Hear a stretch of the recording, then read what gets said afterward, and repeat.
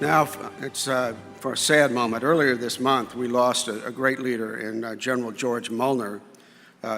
General Muellner was the chairman of the Air Force Association. He was also a much decorated pilot and an acquisition pro. General Spencer will have some more to say about George. As mentioned by Secretary Peters, it is with profound regret and a deep sense of loss. And let me add that very much a personal loss for me, that we recognize the passing of Lieutenant General George Muellner, a true giant in our Air Force and with our Air Force Association. General Muellner's Air Force career is legendary.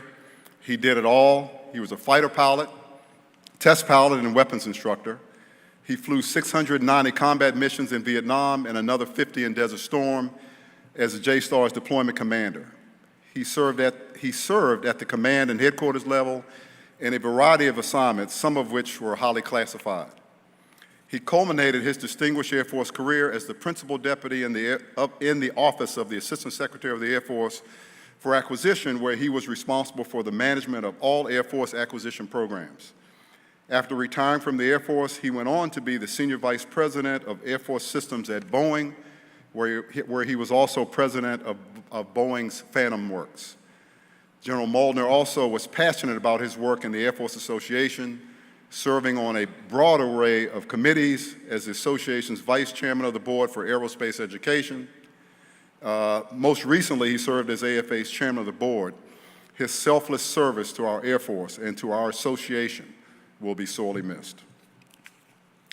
There was Colonel Ruth Lucas, our first African-American female promoted to colonel in our Air Force. There was three great warriors, Ralph Parr. Colonel Ralph Parr had just died. Lieutenant General Boots Blase had just died.